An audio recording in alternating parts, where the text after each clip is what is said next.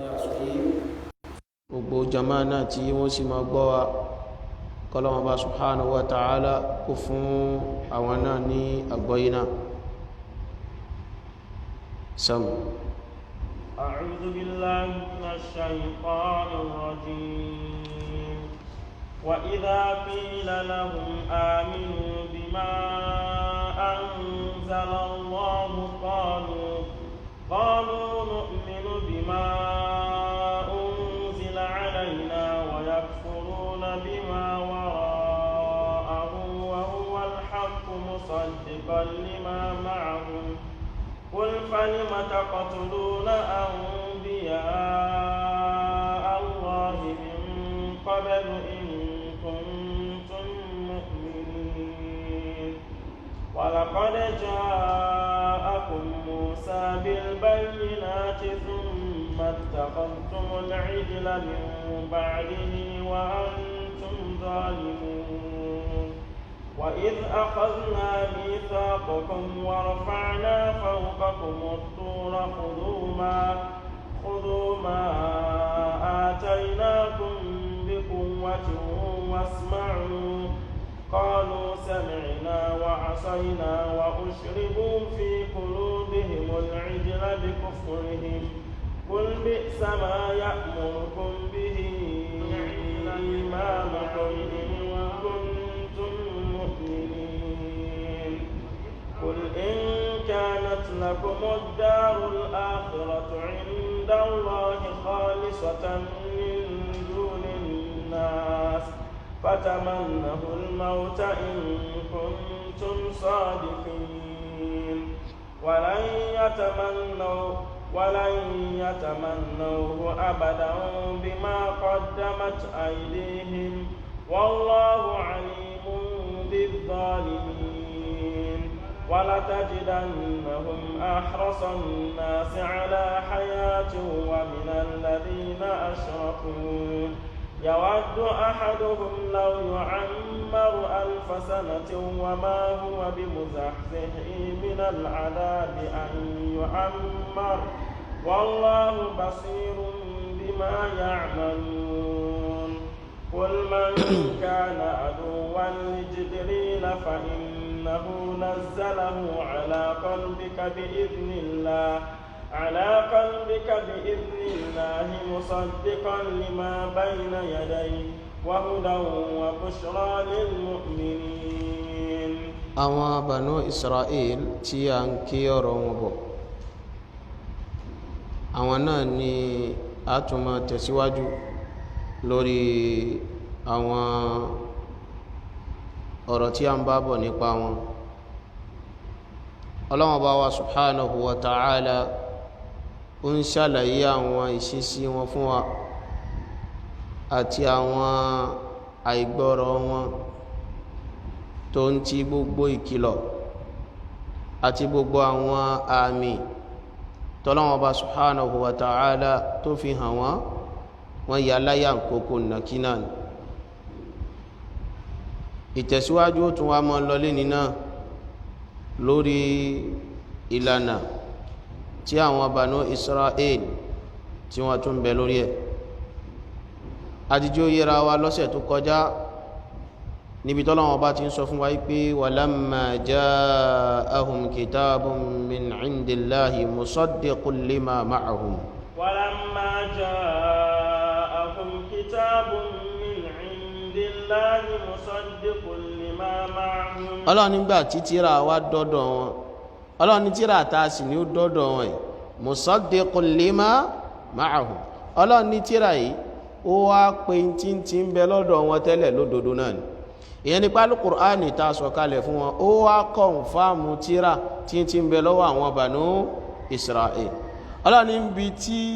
tírà náà wá kọ̀ǹfàmù rẹ̀ dé táwọn náà sì ti mọ̀ pé tírà náà ń bọ̀ wa kanu min qablu yastaftihuna ala alladhina kafaru. wa kanu min qablu yastaftihuna ala alladhina kafaru. Ọlọ́run ní kódà kí tírà yóò tó dé ká Ànábì wa Muhammad tá a fẹ́ sọ́lẹ̀ fún ó tó dé ó làwọn Yẹhudi náà ti máa ń dájúkọ àwọn kèfèrí jọ náà jẹ́ agbádùn ẹ̀sìn tọ́lọ́wọ́ àbí Ànábì gbẹ̀yìn fẹ́ dé tíra tán ní yóò jẹ́ tíra gbẹ̀yìn ó fẹ́ dé àwa àtànábì yẹn lájọ pawọ́pọ̀ ìgéǹsì yín àmọ́ tí Banu Israila rú táwọn Yahudi rú jọ náà ni pé ara àwọn ní ànábì ọ̀hún ti wá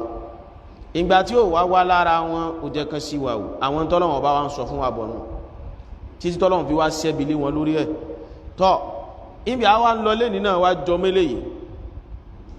yáyà tá a fẹ́ kélé ní ó jọ mélé yìí àwa àmọ́ sọ lọ náà rè o yìí tọ́lọ́wọ̀n bó sọ tọ́lọ́wọ̀n ò sọ Ọlọ́run dákun má jẹ́ tẹnu wa jáde ọ̀rọ̀ ìfẹ́ nú àfa àti bá ń ṣe wá sí ló ń ṣàgbákò bẹ̀ Ọlọ́run dákun má jẹ́ aṣọ̀fẹ́ nú gbogbo ẹni tí ó sì gbọ́ wa náà Ọlọ́run má jẹ́ inú sì wá gbọ́ Olúwa wa ni wa idha qila lahum aminu bima anzalallahu qalu wa idha qila lahum aminu bima anzalallahu qalu Ọlọ́run ní ẹwà àwọn Yahudi àwọn Banu Israila wa idha qila lahum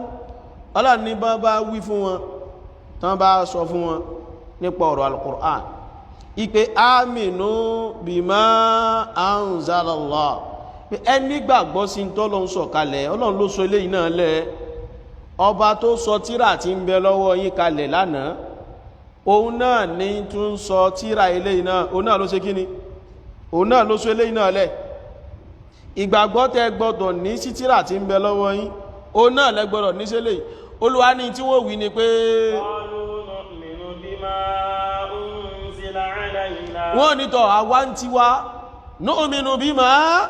unzila alayna tírà tán sọ kalẹ̀ fáwa nìkan ó làwọn fẹ́ gbà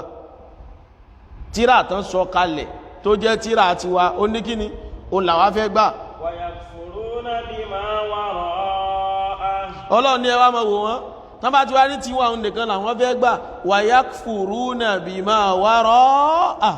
Olúwa ní tírà míì tó bá ti wá yàtọ̀ sí yìí wọ́n ní àwọn ò nígbàgbọ́ sí yìí wọ́n láwọn ò nígbà yìí Ọlọ́run ní tírà tán sì fẹ́ gbà tí ń ṣàlùkùránì yìí wa huwa al-haqqu musaddiqan lima ma'ahu Olúwa ní wa huwa al-haqq tírà yìí òdodo sí ní o kọ̀nfọ́ọ̀mù ní tírà yìí látọ̀dọ̀ mi Ọlọ́run ní kódà ń bi tó jó òdodo dé musaddiqan lima ma'ahu Ọlọ́run ní títírà náà jẹ́ ni pé in tí ń bẹ lọ́dọ̀ wọn ó fẹ́ wá pé lódodo ó fẹ́ wá kọ̀nfọ́ọ̀mù ọ̀rọ̀ tí ń bẹ lọ́dọ̀ wọn tẹ́lẹ̀ náà ni Ọlọ́run bá ní qul falima taqtuluna anbiya Allahi min qablu in kuntum mu'minin Ọlọ́run bá ní wa huwa al-haqqu musaddiqan lima ma'ahu Ọlọ́run ní tírà òdodo ni Ọlọ́run lálùkùránì ta ní kí wọ́n sì gbà yìí òdodo ni kódà bí ó jó òdodo dé musaddiqan lima ma'ahu Ọlọ́run ló wá pé tí ń bẹ lọ́dọ̀ wọn lódodo jàmá àwọn Banu Israila náà sì mọ̀ pé òdodo ni ṣe gbọ́dọ̀ wọ́n bá júwe fún wa ní alùkùránì lọ́sẹ̀ tó lọ níbi tá a ké lọ síwájú Ọlọ́run ní wọ́n mọ̀ pàdánàbí wọ́n mọ̀ òdodo ni pé ibi tán mọ̀ dé àwọn gan tí mọ̀ ń fà nábì lérí ṣáájú káànábì ò tó ṣe gíní káànábì ò tó dé àtún wá mú àyà mi wà lè ní ẹjá lọ ní Suratul Baqara àyà 146 Suratul Baqara Quran chapter 2 táwà náà ni a wà súnwájú díẹ̀ káwà lọ rí wo àyà 146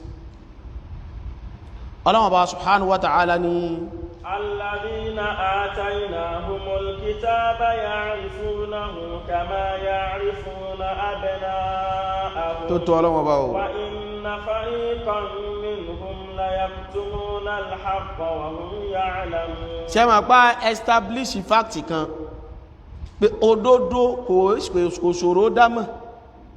òdodo ò sì lórúkọ méjì kí náà ni yóò máa jẹ́ òdodo ṣẹ́sì rí gbogbo ẹni tí ń bá máa ń takò òdodo ẹlọ́wù wọn dáadáa nínú sàlẹ̀sàlẹ̀ ọkàn wọn kí la ní wọ́n ṣẹlẹ̀ mẹ́ wọ́n máa ń mọ̀ kó tọ́ rí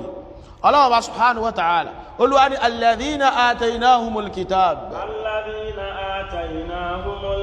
Ọlọ́run ní ṣe ráwọn ẹni tá a fún ní tírà àwọn Banu Israila minal yahudi wan nasara Ọlọ́run ní ìran wọn wọ́n kéwú débi ọ̀rọ̀ annabi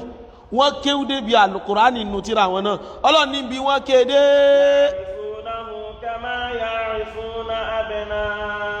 Ọlọ́run ní ya'rifunahu wọ́n dá nábì mọ̀ wọ́n ṣe kí ni jama wọ́n dá nábì mọ̀ kama ya'rifuna abna'ahum ọlọ́ni kódà irú mímọ̀ tí wọ́n máa nábì Muhammad tààrán tí wọ́n tán fẹ́ gbà yìí bí kálukú wọn ti dọ́mọ wọn mọ̀ bẹ́ẹ̀ náà dà nábì mọ̀ ẹ̀dàkùn bá ti lápọ̀ tó tọ́mọ pọ̀ lórí ilẹ̀ yìí adọ́mọ ara wa mà bá adọ́mọ ara wa mọ̀ oníkálukú dọ́mọ rẹ̀ mà bí ò dọ́mọ ọlọ́ni bí jẹ́sí oníkálukú má bá da ẹgbẹ̀rún ọmọ kalẹ̀ má bá ní ó yá lágbájá lè mọ ọmọ tiẹ̀ ṣé wọn pàà ní sí ọmọ mi mú ọmọ tí ò bá jẹ́ tèmi ní náwó sí kódà kò sí kéèyàn kàn fẹ́ kílèmù ẹ̀ gan conscience ò ní jẹ́ kéèyàn ó lè kàn ní náwó sí lójijì ọlọ́ni bí kálukú ti dọ́mọ rẹ̀ mọ́ bẹ́ẹ̀ làwọn Banu Israila náà dà Nábì wa Muhammad jàmáà ṣé wọn pàà mọ́ ń tẹnu wọn kíní kan fún wa àwọn ayáwọn wọ̀nyí ayà Banu Israila ni àmàlù Kùránì fi ń rinlẹ̀ fún wa tó ní ká lè mọ́ kẹ́kọ̀ọ́ mẹ́ ṣẹ́rí gbogbo àwọn tó máa ń takò òdodo láyé wàláhì wọ́n máa ń mọ̀ pé òótọ́ sí rèé o lẹ́sìn máa rí pé ìjọ tí wọ́n bá takò òótọ́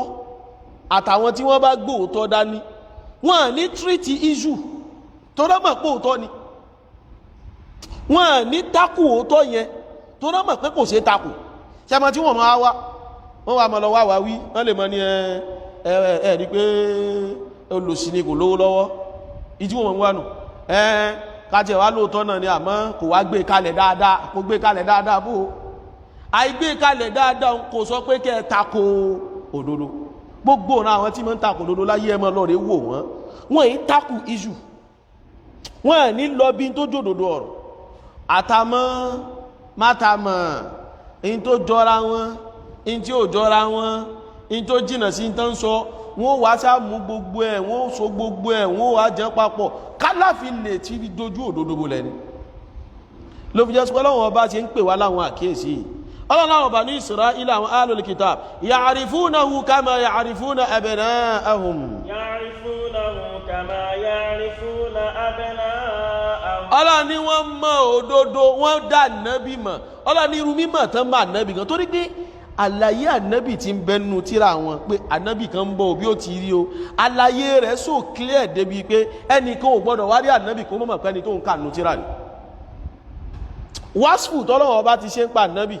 tọ́lọ́wọ́n bá ti ṣèròyìn ànábì fún wọn pé ànábì yẹn yóò rí báyìí ànábì yẹn yóò jẹ báyìí ànábì yẹn yóò lọ báyìí yóò rìn báyìí yóò dúró báyìí gbogbo ìròyìn ànábì tí wá wà nù tíra wọn so ń gba àwọn kàtàn rí àwọn láti mọ̀ pé ànábì ọ̀hún rèé tẹ́ẹ̀ bá gbàgbé ìjọ tí wọ́n wà mọ́rọ̀ wá lọ́sẹ̀ tó lọ kí ni tọ́wọ́kọ́ mú wá wọ́n wò pé a ṣe wá jẹ́ pẹ́lú mi tí è ṣe nú ìran tiwa ẹwọ excuse tẹ́lẹ̀ kí wọ́n takù iṣu wọ́n ní lọ́bẹ̀ táà bá gbàgbé àríkẹ́ ìjọ ta kẹ́ ọ̀rọ̀ Musa náà fún wa kí ni Fìráúnà náà wí nítorí ẹni pé wàhúwà mahinu ó ní ẹni yẹpẹrẹ yíwá ni ó máa ṣe wá sí fún wa ó tún ní wà mọ́ káádá ìhùbí inú ẹni tó pé tó bá sọ̀rọ̀ ọ̀rọ̀ rẹ̀ clear ẹ dákun ṣe iṣu nù ẹ̀rọ rẹ̀ clear ẹ̀yìn yẹpẹrẹ ní èyí ń ṣe wá di pé ohun gangan òótọ́ ọ̀rọ̀ ní pé ìtẹ́ni yìí sọ ọ́lẹ̀ yìí ṣe rọ ní àbóòtọ́ ló fi jẹ́ pé tẹ́ bá ti fẹ́ mú àwọn òpùrọ́ àti tán mọ́ ń da irọ́ rú ẹ̀yin ẹ má kúrò níbi tẹ́ bá wà ẹ̀yin tẹ́ bá ń pèpè sódodo wọ́n bá ti ọgbẹ́ kò ṣe kíní kan èyí ń kọ́ là ń sọ àníbi à ń lọ rí ń bí ọ̀rọ̀ yìí ṣé ọ̀rọ̀ yìí rí bẹ́ẹ̀ àbí ò rí bẹ́ẹ̀ toródodo kìí ṣe takò òdodo kò ó máa ń sọ clear débi pé ẹni tí ó fẹ́ takò ẹ̀kàn padà rí pé àfà ẹ̀kàn fẹ́ takò ọ̀rọ̀ yìí ni ọ̀rọ̀ yìí ti yanjú Ọlọ́run bá ní bá ti máa nábì nù ya'rifunahu kama ya'rifuna abna'ahum Ọlọ́run ni wọ́n máa nábì irú bọ́n ti máa wọ́n mọ́ ganá ti máa nábì Olúwa wa inna fariqan minhum wa inna fariqan minhum la yaktumuna al-haqqa wa hum ya'lamun Ọlọ́run láwọn kankan bẹnu wọn la yaktumuna al-haqq Ọlọ́run lòdòdó tó wọ́n mọ̀ dọwọ́ bò Ọlọ́run ni àmọ́ tó ti máa ṣe ń dọwọ́ bò náà wa hum ya'lamun àwọn gangan mọ̀ pé òdodo gan là ń dọwọ́ bò yìí àwọn gangan mọ̀ pé òdodo ó ní kíni ó làwọn ń dọwọ́ bò jàmá mùsùlùmí ọlọ́mọsá ṣàánú wa ni o ẹjẹ́ á mọ́ takò dodo ṣẹ́rí káró dodo ká mọ́ takò iṣẹ́ àwọn Yẹhudi ni ó là ń rí ẹwú bá ti ń kébọ̀ iṣẹ́ tí wọ́n ní kìí ṣe lànà tàwa mùsùlùmí ọ̀rọ̀ yẹ́ lọ́n tún repeat ẹnu Suratul An'am Quran chapter 6 aya ogun number 20 ìyẹn ni pé káwọn èèyàn rò dodo kan mọ́ yìí àwọn Banu Israila wọ́n rò òdodo lọ́dọ̀ ànábì wọ́n sì mọ̀ pé òdodo rẹ̀ àmọ́ wọ́n takò Olúwa ní pé alladhina ataynahumul kitaba ya'rifunahu kama ya'rifuna abna'ahum alladhina khasiru anfusahum fahum la yu'minun wa man adhlamu mimman iftara 'ala Allahi kadhiba ومن أظلم ممن افترى على الله كذبا أو كذب بآياته إنه لا يفلح الظالمون ọlọ́ni alladhina ataynahumul kitaba ọlọ́ni ṣe ráwọn ẹni ta fún ní tírà àwọn Banu Israila يعرفونه كما يعرفون أبناءهم ọlọ́ni wọ́n mọ̀ nábì kama ya'rifuna abna'ahum gẹ́lẹ́ bá ti mọ àwọn ọmọ wọn bẹ́ẹ̀ náà ṣe dá ànábì mọ̀ ànábì ò ṣòro mọ̀ wọ́n ti mọ̀ ọmọ pódòdó rèé الذين خسروا أنفسهم فهم لا يؤمنون jama ṣẹ́rí mùsùlùmí má jẹ́ ni tí ó mọ ìjà alátakò gbogbo ọ̀rọ̀ lọ má jẹ́ ni tí ó mọ ìyà alátakò ọ̀rọ̀ ànábì pódòdó bá ti délẹ̀ má ma wá wáwí má ma wá àtàmọ́ má tàmọ́ ẹ̀kọ́ta dọ̀tí gbogbo ẹjọ́ yíwọ ẹjọ́ rébèrè báhùn ẹjọ́ rúgbòrògbò báhùn má ma wá mọ́ wà kọkàn sáà wá pé kí lọ sáà lè sọ káwọn èèyàn sáà lè mọ̀ pódòdó ìyá náà sáà gbọ́dọ̀ tẹ̀lé alìkíámà ara rẹ̀ lọ fẹ́ bàjẹ́ alìkíámà ara rẹ̀ lọ fẹ́ bàjẹ́ ìlànà mùsùlùmí gan Allah bá subhanahu wa ta'ala ayé bọ̀ wá kéèkì ní ìlànà ti mùsùlùmí fún wa nígbà tó bá gbọ́ òdodo Allah bá wá subhanahu wa ta'ala Allah bá wá ń tẹ̀síwájú fún wa ní Suratul Baqarah táwa Allah bá láwọn Banu Isra'il wọ́n mọ̀ epo òdodo rèé àmọ́ wọ́n mọ̀ takò wa huwa al-haqq ìdásí takò náà lódodo sí ni musaddiqan lima ma'ahum níbi tó jó òdodo dé ó wá tún kọ̀nfàmù tí ń bẹ lọ́dọ̀ wọn ní hálù tálùkùránì wà nù kò tapò kankan nù tó ti mọ̀ tẹ́lẹ̀ so yí tẹ́ ń ké nù tíra yín o náà lálùkùránì tún wá tún sọ kí lẹ wọ́n ń tapò àlùkùránì sí ọlọ́wọ́ bá wá ní pé قل فلم تقتلون أنبياء الله من قبل إن كنتم مؤمنين ọlọ́run ẹ mọ̀ pé aláwọn Banu Israila fèsì kan nígbà tó ọlọ́run bá bẹ̀rẹ̀ ayà yìí pé wa idha qila lahum aminu bima anzalallah ọlọ́run níjọ́ tó bá sọ fún wọn pé ẹ nígbàgbọ́ sí ń tọ́lọ́run ọba sọ̀kalẹ̀ ṣe ẹ̀pọ́ ọlọ́run ọba mú èsì wọn wá ọlọ́run ọba ní قالوا نؤمن بما أنزل علينا ọlọ́run ní tí wọ́n sọ ni pé ẹ wo tírà tán sọ̀kalẹ̀ fún wa làwa fẹ́ gbà àwọn ògbà míì ويكفرون بما وراءه wọ́n sì ṣe kèfèrí pẹ̀lú tó bá ti yàtọ̀ sí yìí ṣe wá rọ́rọ̀ wọn yìí ọlọ́run wá fẹ́ fún wọn lésì lórí ẹ̀ ọlọ́run ní tírà tá sọ̀kalẹ̀ fún yín nìkan lẹ́yìn fẹ́ gbà nígbà míì yàtọ̀ sí ìta bá sọ̀kalẹ̀ fún yín òpùrọ́ náà tún níyìn òpùrọ́ náà níyìn kí ló pùrọ́ tẹ́ jẹ́ o náà ni pé ká ní tírà tá fún yín náà lẹ́fẹ́ gbà lóòótọ́ falima taqtuluna anbiya Allahi min qabl قل فلم تقتلون أنبياء الله من قبل إن كنتم مؤمنين ọlọ́run ni ó dá àwọn ànábì ọlọ́run tán wá ṣáájú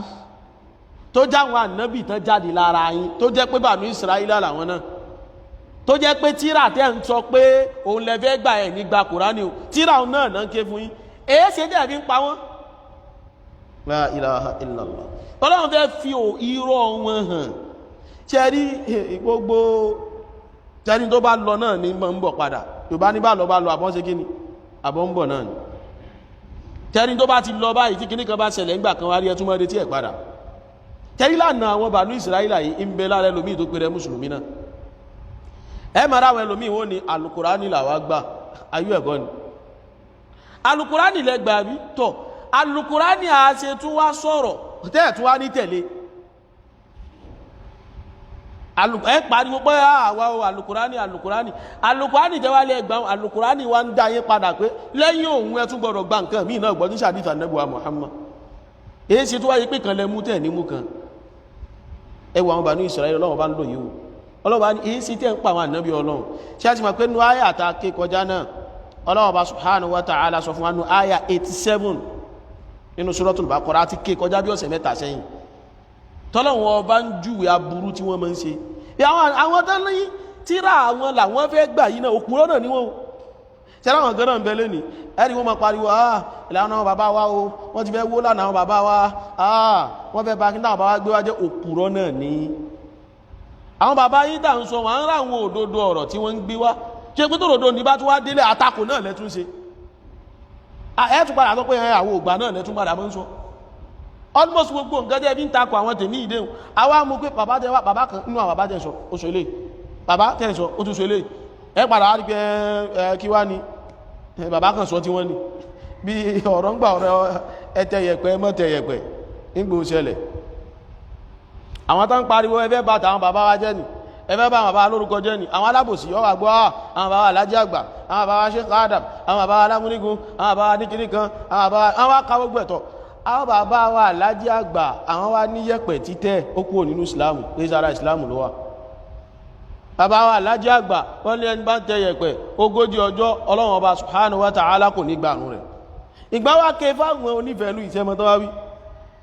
ńgbà tálájí àgbà sọ yìí àwọn àti fáàgbàjọ ń jàǹgbà náà la ilaha illallah síbẹ̀ ilẹ̀ láwọn bàbá lẹ́fẹ́ tẹ̀lé àwọn bàbá náà ló wá sọ báyìí náà bóò láti wá ṣe bóò láti wá bẹ́ẹ̀ sí àwọn bàbá tẹ̀ ń sọ náà ti wá sọrú eléyìí tẹ́ ẹ wà tún dá padà ní àbíbò ẹ̀rí ìlànà wọn Banu Israel ló bí ẹ́sì kí ọgọ́rọ̀ ń tàà mọ̀rí táwọn yóò mọ̀ wù níwà lẹ́ni láti mọ̀ rí pé iṣẹ́ àwọn aláìgbàgbọ́ ní bẹ́lá rẹ̀ lómi tó yẹ kó sì chẹ́kì rẹ̀ ìdídálù Kùránì sì ṣe mọ́ ń pìtàn àwọn ìwà àwọn aláìgbàgbọ́ yìí fún wa ó náà ní ká lè mọ̀ lọ tẹ̀lé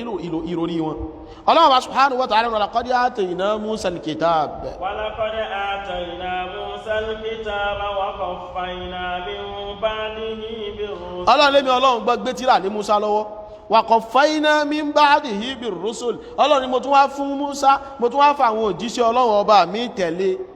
wa atayna Isa ibn Maryam al-bayyinat Ọlọ́run ni a tún wá fún Isa ọmọ Maryam láwọn àpẹẹrẹ àwọn àmì tí ó fi júwe pé òjíṣẹ́ Ọlọ́run ọba lòun fáráyé wa ayyadnahu bi ruhil qudus Ọlọ́run la tún wá ràn lọ́wọ́ pẹ̀lú Ruhul Qudus gbogbo eléyìí láti ṣàlàyé rẹ̀ ní ọjọ́ náà lọ́wọ́ àmọ́ níbi à ń lọ afakullama ja'akum rasulun bima la tahwa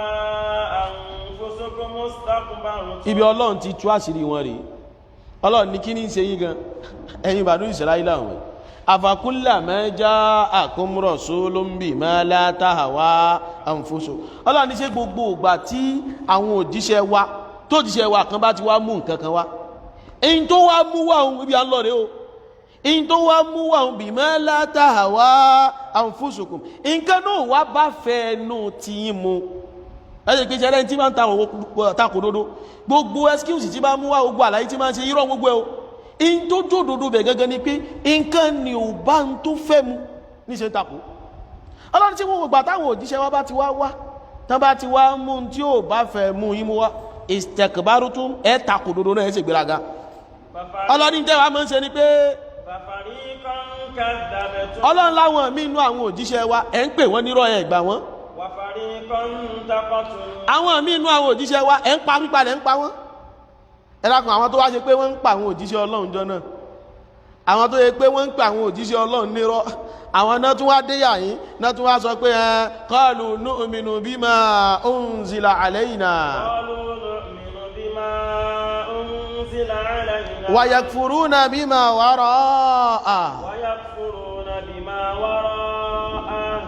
وهو الحق مصدقا لما معهم الله أكبر قل فلم تقتلون أنبياء الله من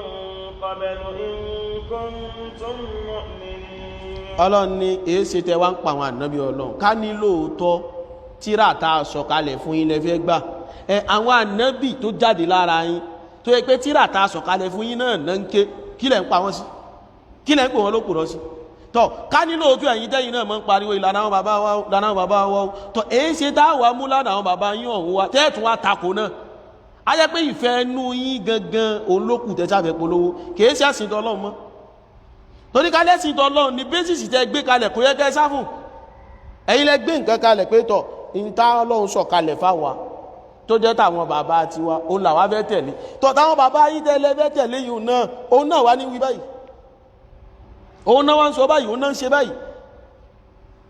àmọ́ kí ni ó padà gbẹ̀yìn ẹ̀ àtakò náà tún ni wọ́n tún wá padà tó wá sọ̀rọ̀ tẹ́rí excuse náà fẹ́ wá fáwọn bàbá wọn excuse náà wá fẹ́ wá òun náà wọn ò tún wá nímọ̀ páwọn ń dá yẹ̀yẹ́ wọn lẹ̀ torí ìwọ tó bá lè sọ pé ẹ̀ọ́lá pàlàjì àgbà ń bá yẹn jàǹjọ́ náà ló mú ọmọ tako yẹ̀pẹ̀ títẹ̀ ìtumọ̀ ń tọ́ ń sọ ni pé wọ́n fi bẹ̀rù Ọlọ́run ṣe wá sí òun ìtútórí túnmọ̀ tó ń wí ọmọ pé wọ́n gan ti ta bàbá ńlá bùkù pọ̀pọ̀ sí ohun ò ní rántí àbùkù kó ń ti ń ta wọ́n mọ́ in tí ó ṣàwò ní pé àní táwọn ilé ìṣàmù wà láànígbà àwọn aláṣọ bẹ́ẹ̀ pọ́n mẹ́bà táwọn bàbá wa jẹ́ ni àmọ́ ọmọ tó ṣe máa wọn bàbá wa wà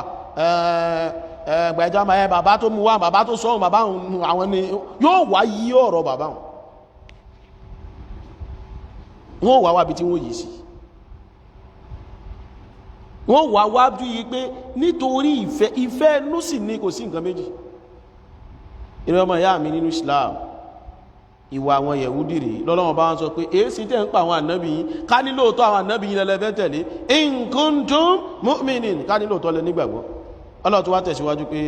walaqad ja'akum Musa bil bayyinati thumma ittakhadhtumul ijla min ba'dihi wa antum zalimun. Ọlọ́run bá wa subhanahu wa ta'ala Ọlọ́run bá ní walaqad ja'akum Musa bil bayyinati lọ́lọ́ lábẹ́ ìbànú Israẹla iná kan àwọn àlàyé ọ̀rọ̀ tọ́rọ ó fi máa yé àwọn àpẹẹrẹ àwọn àmì tá gbélé Musa lọ́wọ́ Ọlọ́hun bá subhanahu wa ta'ala Ọlọ́hun ní ṣe bí Musa mú wá fún yín àmì tá gbé fún pétọ̀ ọ̀dọ̀ àwọn aráyé tá rán sí kán lè gbà ọgbọ́ gba àwọn àpẹẹrẹ báyìí lè fà àwọn àmì yìí hàn pé àwọn olè nígbàgbọ́ àwọn àmì ọ̀hún á padà kí ó níbẹ̀ níbi kan ní Al-Qur'an ló wá ní 9 ayat ọlọ́lá àwọn àmì ọ̀hún 9 ni àwọn àfáà onítafsir wọ́n kẹnubọ́ bí àwọn àmì wọ́n mú àwọn ayat Al-Qur'an ní ọlọ́kan òjọ̀ kan wá àwọn àmì ní àwọn àmì ọ̀hún ní àwọn ìdájọ́ ẹ̀sìn tọ́lọ́run ọba gbélé Musa lọ́wọ́ ẹni táwọn ẹmọ́ sọ pé òfin Mósè òfin mẹ́sẹ̀ tá gbélé lọ́wọ́ àwọn kan ní túmọ̀ rẹ̀ nù anabuwa Muhammad sallallahu alaihi wasallam hadithi kan sì bẹnu Tirmidhi tó tú ọ̀rọ̀ níbẹ̀ àmọ́jọ́ abá kí ó débẹ̀ látò fọ́rọ̀ wẹ́wẹ́ insha Allah àwọn mínú àbọn tafsir sí ní irọ́ àmì tán sọ ń bẹ̀ ó láwọn àpẹẹrẹ táwọn Banu Israila náà fojú ara wọn rí tálùkùránì náà sì nárè tiẹ̀ fún wa nígbà tí wọ́n ya alátakò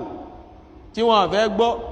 Ọlọ́hun bá subhanahu wa ta'ala wa ní ó dá ń tá sí fún ikú oríṣiríṣi nǹkan náà bá wá fi bá wọn jà adẹ ọ̀pọ̀lọ́ sí wọn adẹ iṣu sí wọn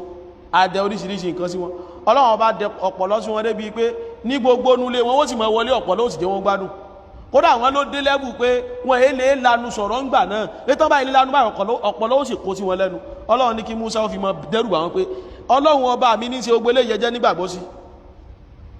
jàmọ́ àwọn àgbà tó ti gbogbo àwọn àpẹẹrẹ tí wọ́n rí náà Ọlọ́run bá bá dé lẹ́bù kó dá tí wọ́n fẹ́ gbọ́ náà nínú àwọn àmìta fún Musa ní pé sọ fún wọn pé tán bá gbọ́ a fi àjẹ́ wọn ó dá gbogbo omi tí máa ń bẹ nínú ìlú wọn kó sì máa di ẹ̀jẹ̀ gbogbo omi tí ṣe kí ni jàmá tí ń bẹ nínú ìlú wọn kó máa di máa ẹ̀jẹ̀ ó wá di pé omi odò ńlá anihar àwọn akérèmọdò wọn kódà wọn lómi tí kálukú pọnú yàrá rẹ̀ gbogbo ẹ̀ sì ń tọ́nù sẹ́jẹ̀ ó di pé tí wọ́n bá ṣe oúnjẹ ń jọ náà wọ́n àrómi lásán fi ṣe oúnjẹ mọ́ ẹ̀jẹ̀ náà fi ń ṣe oúnjẹ omi tán mú ti domi ẹ̀jẹ̀ gbogbo nǹkan wá dẹ̀jẹ̀ mọ́ ọ lọ́wọ́ jẹmọ́ wọ́n kàn pa rẹ̀ ké gbàǹdà ìlọ́ba Musa ni pé ó yá sọ fọ́lọ́run ọba rẹ̀ pa ti gbọ́ àti gbà tó ń ti bẹ́ẹ̀ Banu Israila ò mọ̀ gbọ́ títí kó tó wá di pọ́lọ́run ọba wá tẹ̀ wọ́n rí pẹ̀lú Fáráò kó tó di pọ́lọ́run ọba tẹ̀ wọ́n rí àwọn àmì ìdẹ́rùbà ti pọ̀ tójú àwọn ọmọ Banu Israila ti rí àmọ́ wọn gbà àìgbà wọn ló wá di pé òkè àwà padà hàn ilé mọ̀ náà ni ló wá di pé parun fi ń bá wọn àìgbà wọn ló bí ìyíhun tó tún wá ṣẹlẹ̀ náà àmì tún ni o tẹ́wọ́n láwọn gbà tẹ̀lé Musa ńgbà tí Musa di pé Fáráò náà tẹ̀rì tí Musa borí Fáráò tó tún tẹ̀lé Musa kọjá àwọn ènìyàn náà tún wá ráwọn àmì àwọn wọn lọ́lọ́run tún wá ń dájú eléyìí kọ pípọ̀ tó tí gbogbo àmì tẹ́ rí ẹ̀rá mi títí lójú Fáráò náà fi parun ẹ tó ráwọn àmì lẹ́yìn tí Fáráò náà parun ẹ gbọ́ yìí náà ni jẹ̀mọ́ ẹni tó bá ti fẹ́ tẹ̀lé ìfẹ́ ẹnu bí ó ti rí nù ní ẹ̀yin tẹ́ ẹ bá ń pa àwọn èèyàn sódodo sì gbọ́dọ̀ jẹ́ kó máa wẹ́nu ọkàn yín pé kò sódodo tẹ́ ẹ bá lè sọ àwọn èèyàn kan bẹ aláàní gbọ́ àti ní ṣe kí ni àní gbà. ọlọ́run bá nígbà tí Musa tó ń bá àwọn àmì wá kí ló padà wá ṣẹlẹ̀. thumma ittakhadhtumul ijla min ba'dihi wa antum zalimun. ọlọ́run ní ṣebí lẹ́yìn tẹ́ rí gbogbo àmì tẹ́ rí náà tí Fíráò náà fi ń parun tí Musa fi kó yín kọjá bẹ̀ tẹ́tún han Musa lè mọ̀ ṣebí ń gbé èmi ọlọ́run wá invite Musa ọlọ́run bá ní kí Musa wá alukurani Suratul Baqara tàwà yá ti kélé iná sẹ́yìn ní àyà bí ẹmọ́lọ́wọ́bọ̀ láti bóyá àyà 49 50 51 ọlọ́run bá ní kí wà idh wa'adna Musa 40 layla láti Suratul Baqara àyà 51 àbí 50 wá sí 51 ọlọ́run bá subhanahu wa ta'ala kí ló ṣẹlẹ̀ ńjọ́ náà ọlọ́run bá pe Musa ńgbà tí Musa ti kó wọn kúrò lórí odò tán tí gbogbo wọn ti là tán ọlọ́run wá ní kí Musa wá níbi tí Musa ti mọ́ ń bọ́ ọlọ́run ọba sọ̀rọ̀ ọlọ́run wá ní ẹ máa wú bà ní Ísírẹ́lì o ọlọ́run wá ní kí Musa ó sọ fún wọn pé tọ̀ wíwá tọ́lọ́run ní wáyé o 40 ọjọ́ mo fẹ́ lọ rèé lò 40 mélòó 40 ọjọ́ ìgbà ọlọ́run wá sọ 40 ọjọ́ fún wọn ipò 40 ọjọ́ ni Musa ó lò pé kí Musa ó wá àwọn Banu Ísírẹ́lì ọlọ́run ọba ní wà idh wa'adna Musa wa idh wa'adna Musa 40 laylatan thumma ittakhadhtumul ijla min ba'dihi wa antum zalimun. tọ́ tẹ́rí áyà tá a fẹ́ ké nọ́mbà 92 lọ́lọ́run ọba wá sọ bó ti ṣẹlẹ̀ fún wa ọlọ́run wà idh wa'adna Musa 40 layla ọlọ́run nígbà tẹ́mi ọlọ́run bá Musa tí mo bá ládéhùn pé máa bọ̀wédè mi ọlọ́run fódìdí 40 ọjọ́ ọ̀fà àwọn èèyàn rẹ̀ lẹ̀ 40 layla ṣẹ́dá 40 layla ohun àbòsí táwọn Banu Ísírẹ́lì ṣe lórí rẹ̀ wallahi àwa náà á sì mọ̀ wò pé wọ́n ṣe ya karambà ní báyìí wọ́n kàn sáà yà pé aláwọn sáà kàn fẹ́ takùtọ̀ lọ́hùn 40 layla 40 nights kálábẹ́ tún ní dọ́hìrù ayú ẹ̀kọ́ ayọ́ lọ́ọ̀ ní Musa sọ fún wọn pé 40 òru 40 kí la pé ẹ̀bá 40 kí la pé òru káwọn alábẹ́ tún ní tùpẹ́ àtọ́ bá ti lógójì òru kí ni túnmọ̀ tán sọ 40 ọjọ́ àbí 40 days àwọn Banu Ísírẹ́lì Musa wá lọ àwọn abẹ́ ka 40 òru tí wọ́n bẹ́ ka 40 ọjọ́ níbi tán ya karambà ní dípé aláwà sáfẹ́ ya kèfèrí Ọlọ́run Banu Ísírẹ́lì wá dé pé òru kan ọjọ́ kan ọ̀sán kan ọjọ́ kan ó túnmọ̀ sí pé òru kan àti ọ̀sán kan kí ni ó dìbà lọ́dọ̀ tí wọ́n ó dọjọ́ méjì bọ́n ti wá ń ká fún Musa nù wọ́n lòrù kan 40 ọjọ́ sáà ló pè fún wa àwọn retí rẹ̀ a ní pé nǹkan mí lẹ́yìn Ọlọ́run bó ti Ọlọ́run ló pé òun àwọn retí rẹ̀ ọjọ́ ọ̀sán tún lọ olóòrù ó ti lọ́jọ́ méjì báyìí ọ̀sán òru ìkejì ó dọjọ́ mélòó báhùn mẹ́ta ọ̀sán kejì ó dọjọ́ mélòó mẹ́rin ṣe wọ́n pé 40 ọjọ́ ní kí ni yóò padà wá jẹ́ pẹ̀lú àwọn kìrànbà ní ìtí nǹkan yóò padà di 20 days 20 days wá pé Ọlọ́run ọba ní thumma ittakhadhtumul ijla min ba'dihi thumma ittakhadhtumul ijla min ba'dihi wa antum zalimun. Ọlọ́run ní lẹ́yìn ogúnjọ́ péré ẹ wá mú ijl àwọn afá ní tọ́lọ́run ọba ṣe lo òsàjọ́ náà wọ́n lọ rí mòdì ẹ̀ fún ara wọn kò jọ ẹṣin kò jọ màlúù báyìí náà mòdì fún ara wọn jọ náà ọkùnrin kan náà ń pè sáàmì rí yóò ló dárí wọn rú ó sáwọn ìwọ̀n àti fún wọn pé Ọlọ́run tí Musa lọ rí bá olúwa wa rí ẹjá mọ́ Ọlọ́run kékeré Musa ti lọ rí bá Ọlọ́run ńlá ó ní gbogbo ẹmọ aráfà mi náà tí ó mọ wí náà dandan ìnìkan Ọlọ́run kékeré kí ní jẹ́ Ọlọ́run kékeré kò sí kékeré Ọlọ́run kò sí ńlá Ọlọ́run Ọlọ́run rèé ẹjá mọ́ tí Musa Ọlọ́run náà nù Ọlọ́run wá mọ̀ wá pè ní ìjìlù tọ́lọ́run ọba pé wọ́n ní nítorí wọ́n ista'jala ìkánjú ni wọ́n kánjú pé 40 days tó dá fún wa ẹ wá ka 20 ẹni 40 days ti pé lẹ́sẹ̀ rí pé àṣẹ́kùbọ̀ rẹ̀ ń bẹ nínú ròrí wọn náà inú ta gbọ́ Ọlọ́run níjà owó ẹ̀wọ̀n lú èbó wọ́n lẹ́wọ̀n wọ́n lú èbó bí wọ́n bá kà wọ́n fọ̀sán kan ka ọjọ́ kan wọ́n sì fi òru kan náà ka ó dá bẹ́ẹ̀ náà àwọn tàná bọ́ ti ká fún Musa náà nù bó jẹ́ pé ń jọ́ táwọn yìí wọ́n ká láti fi ṣàgbákò wájú Ọlọ́run èyí lè mọ́ ká bẹ́ẹ̀ lẹ́nìkẹ́ mọ́ fi káànú àwọn èèyàn Allah subhanahu wa ta'ala ẹ máa gbàgbé ṣe gbogbo àwọn tá ti ké sẹ́yìn náà bọ́lọ́wọ́ bó ti sọ nǹkan mí fún wọn tí wọ́n máa ṣe nǹkan mínú ọ̀tọ̀ ni tí wọ́n sọ fún wọn ọ̀tọ̀ sí ní kíni ọ̀tọ̀ ni tí wọ́n wọ́n ṣe ẹwọ́jọ́ tọ́lọ́wọ́ bá ní pé wa qulu hitta ọlọ́ni wadkhulul baba sujjadan wa qulu ọlọ́ni bẹ́ẹ̀ bá wọnú lé náà wọlé ní forí kanlẹ̀ ìgbà wọn bá ní Israẹli ó sì máa wọlé àwọn bá ń wọ́dì wọ́n sì ń wọ́dì ní ọlọ́ni wa qulu hitta hitta ni ẹ máa wí àwọn òní wí hitta habbatun fi sha'ir wọ́n sì mú nǹkan míì lọ́dọ̀ ara wọn sì ń wí ọ̀tọ̀ ní tọ́lọ́wọ́ mọ̀ ní wọ́n sì ọ̀tọ̀ ní táwọn sì mọ̀ sí ẹdúró fógójì ọjọ́ ń bọ̀ àdéhùn tí Musa ní pẹ̀lú wọn nù ogójì ọjọ́ ẹ̀yin lọ rí ń ka 20 days ẹ̀dá tí ẹ sọ fún Musa kó tó lọ pé Musa wá ogójì ọjọ́ tó ní adúó yìí òru kan làwọn kà lọ́jọ́ kan o ọ̀sán kan àwọn ọmọ ká ní wọ́n àwúlẹ̀ béèrè àlàyé fúnra ara wọn wọ́n sì kírètì ẹ̀ lọ́wọ́ ara wọn jàmá àmọ́ kí ní wọ́n wọ̀nyí ẹjá mọ́ kíyèsíra àwọn mùsùlùmí náà àwọn ìwà abúyí ti ń bẹ lọ́wọ́ wa o ọ̀tọ̀ ní tí wọ́n ní a mọ́ ṣe ọ̀tọ̀ ní tásì mọ́ ṣe ẹjí má pèjúwe kan wá onímọ̀ olúdì tí àwọn kan mọ́ mẹ́rin wá lórí pàwọn ṣe mọ́lúdì náà bí pé ànábì náà ṣe mọ́lúdì ṣe mẹ́rin tó mọ́ mú wá táwọn lè bá mi náà tí ẹ̀rí èyí ò ń wọ́ ya ayyuhal ladhina amanu sallu inna Allaha wa malaikatahu yusalluna ala nabi èyí ò ń kọ́ a máa ń kó tí ẹ̀rí pé aláànábì náà sọjọ́ bí ṣe ẹ̀gbẹ́ mi inna Allaha wa malaikatahu wà nábì ò sọjọ́ bí mẹ́ fọ́gbọ̀ Mumtaz aláànábì gbáwẹ̀ ẹjọ́ Monday bẹ́ẹ̀ náà yóò ẹ̀kọ́ sí ni anábì gbáwẹ̀ ẹjọ́ Monday wọ́n á sì bí pé èé ṣe tó gbáwẹ̀ ẹjọ́ Monday kí ló lóde ó kà àwọn nǹkan púpọ̀ ó nítorí pé ìjọ́ náà ni wọ́n bí òun ìjọ́ náà ni wọ́n sọ tírà kalẹ̀ fún ìjọ́ náà ni wọ́n gbóhùn dìde ní òjíṣẹ́ ọ̀rọ̀ ń simple àbí ò simple ẹ̀dàkùn káwà náà fẹ́ tẹ̀lé ń tẹ́lá ànábì ṣe kí ló yẹ kó máa ṣẹlẹ̀ tọ́ ànábì wa máa ń gbàwẹ̀ ẹjọ́ Monday ẹ̀yin fi jọ Monday lẹ̀ ẹ̀yin wá mú ọjọ́ àlìómọ̀ sáà ní àṣà títà ànábì náà sì ní yóò mọ́ ànábì máa ń gbàwẹ̀ ẹjọ́ Monday ẹ̀yin ò máa gbàwẹ̀ ẹjọ́ Monday mọ́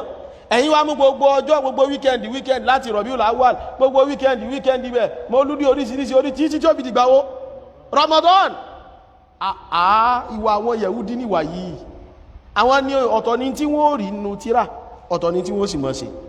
àwọn ní ọ̀tọ̀ ní táwí sí wọn lẹ́nu ọ̀tọ̀ ní táwọn sì máa sọ Ọlọ́hun bá wa subhanahu wa ta'ala níwà wọn nù Ọlọ́hun ní ṣe bẹ́yìn gbà tá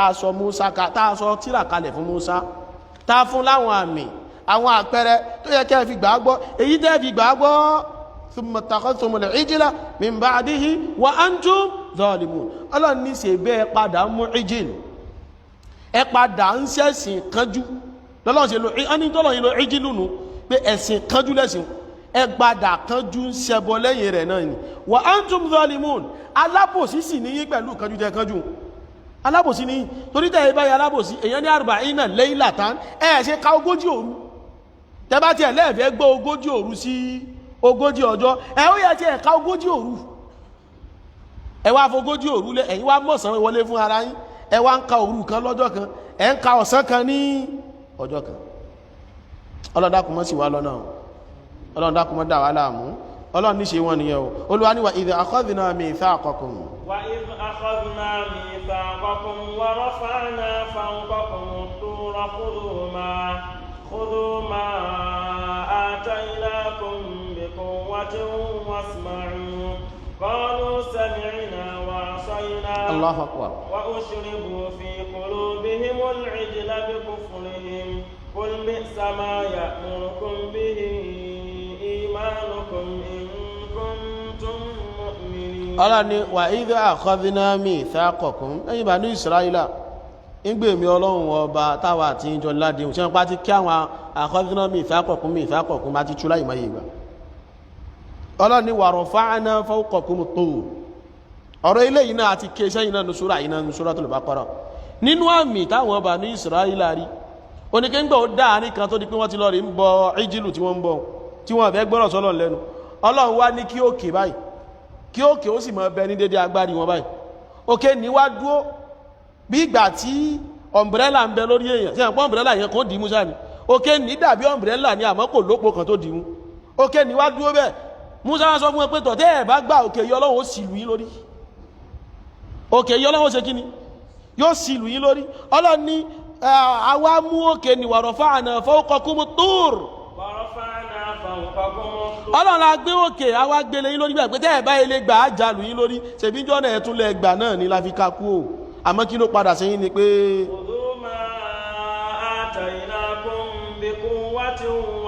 Ọlọ́run ní ẹ̀yin Banu Israila khudhu ma atainakum biquwwa. Ọlọ́run ní ta gbélé yín lọ́wọ́ ẹ gbà mú dáadáa.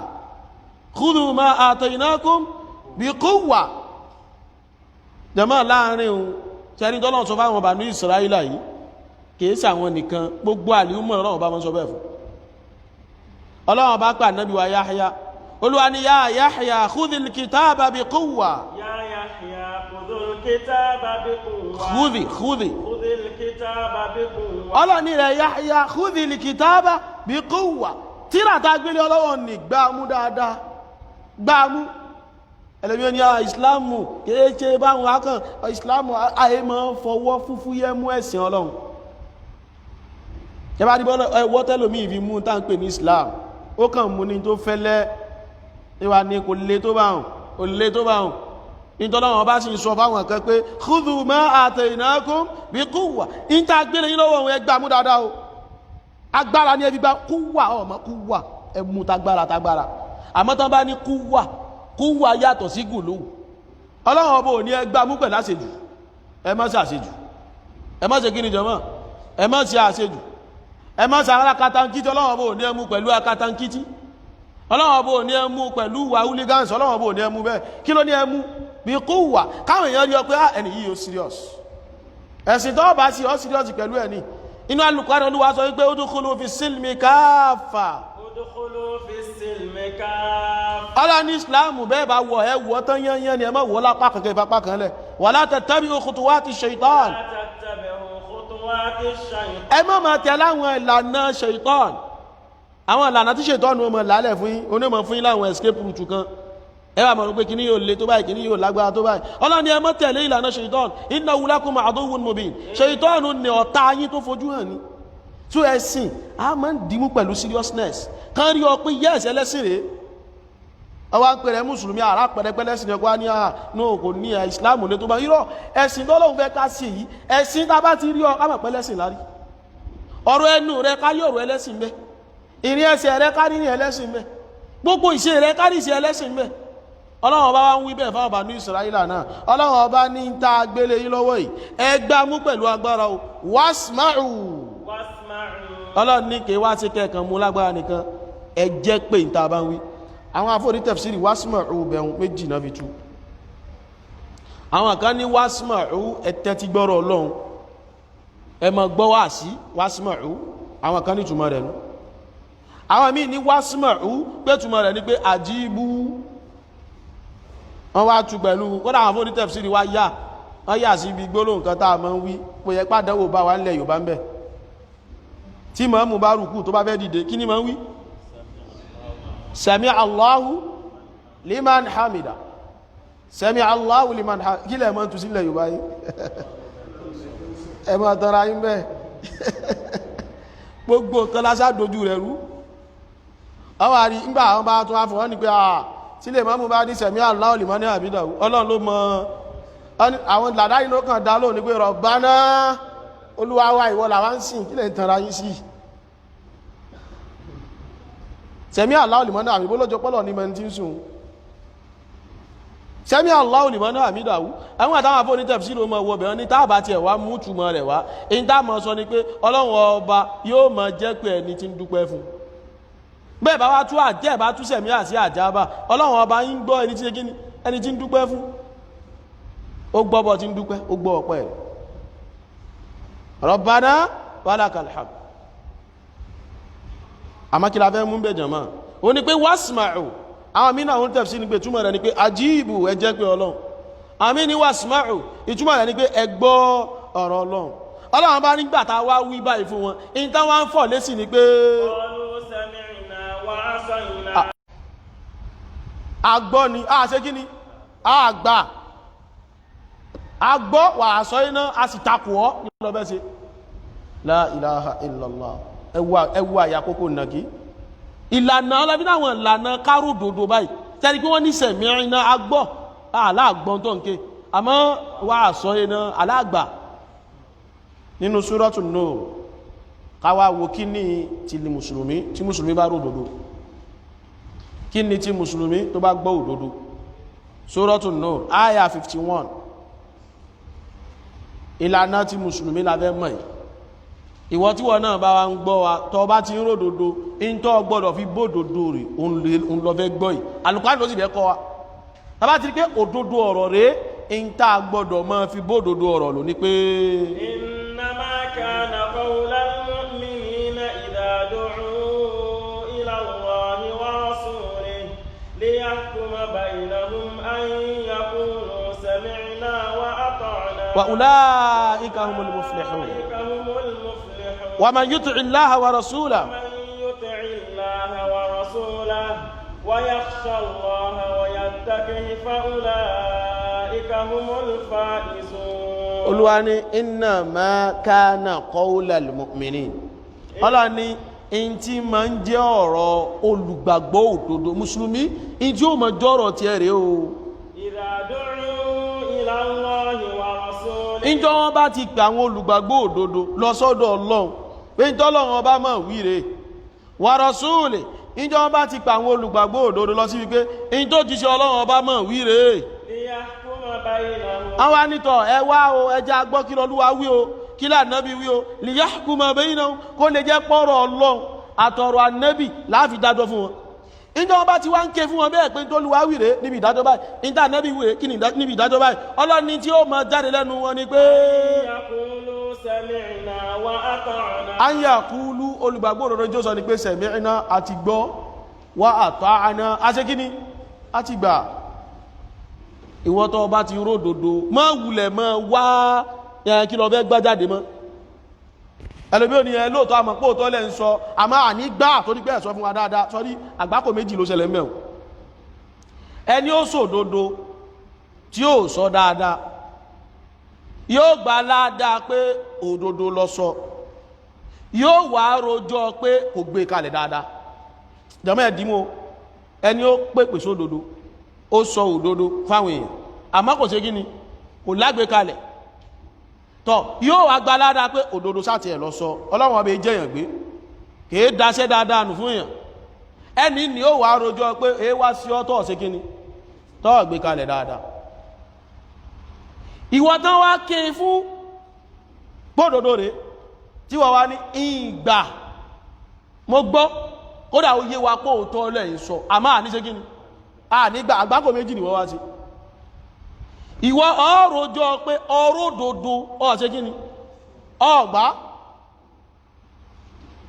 ọ̀rí báyìí ọ̀gbá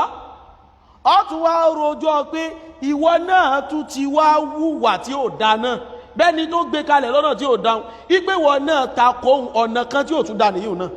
tó ròdòdó ń tọ́ gbọ́rọ̀ gbá ní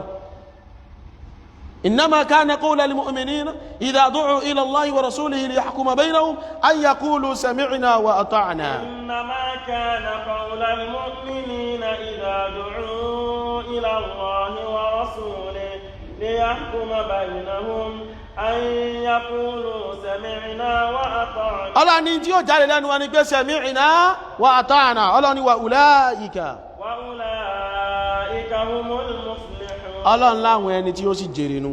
ومن يطع الله ورسوله tọ́ Ọlọ́run wá ní ẹ wá gbọ́jẹ tún ṣe ìlérí kan fún yín ومن يطع الله ورسوله ومن يطع الله ورسوله jumla shartiyya nù ومن يطع الله Ọlọ́run lẹ́nikẹ́ni bá lè tẹ̀lé Ọlọ́run nígbà t'Ọlọ́run bá pàṣẹ ورسوله tó lè tẹ̀lé òjíṣẹ́ Ọlọ́run nígbà òjíṣẹ́ Ọlọ́run bá pàṣẹ ويخشى الله ẹni ó bá tún lè páyà Ọlọ́run nígbà táwọn ọ̀rọ̀ bá ń ṣẹlẹ̀ ẹni ó bá lè bẹ̀rù Ọlọ́run nígbà táwọn ọ̀rọ̀ bá ń ṣẹlẹ̀ jawabu jumla shartiyya wà ní pé fa'ulaika humul faizun Ọlọ́run láwọn wọn ni àwọn tí wọ́n jèrè nù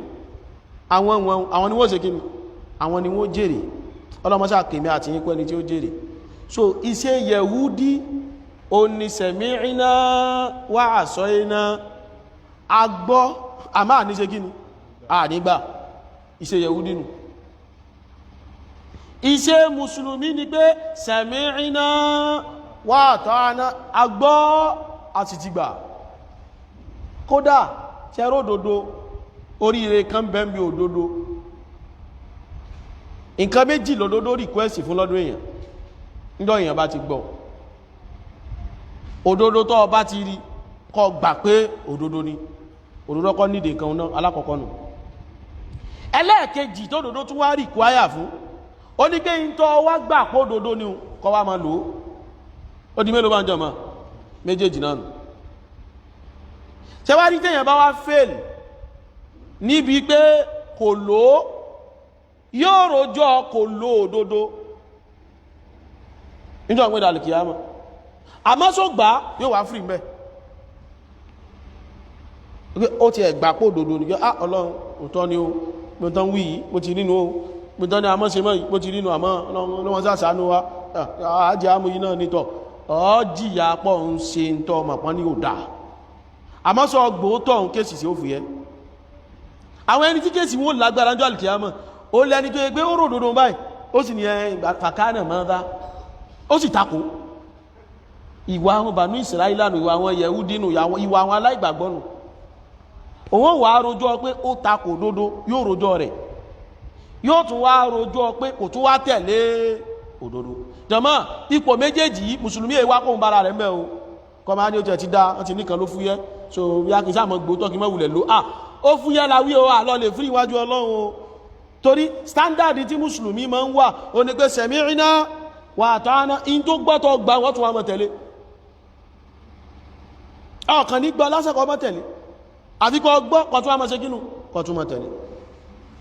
ìwà tó lùgbàgbọ́ òdodo nù Ọlọ́run aláwọ̀ Banu Israil qalu sami'na wa asayna Ọlọ́run aláwọ̀ náà máa ń ní agbó àmà àtakò Ọlọ́run ní bí wọ́n ti wá bá ìjìlù nìdé ìfẹ́ ìjìlù tán ti ń fi ń pè lẹ́yìn èmi Ọlọ́run ni wọ́n ti wá gbéfẹ́ rẹ̀ mú bí omi wà ó ṣíríbú fi qulubihimul ijla bí kúfùrì ìyá kèfèrí wọn ni ó wá jẹ́ kán mọ́ gbéfẹ́ rẹ̀ mú bí kínú bí ìgbà téèyàn mú mi Olúwa ni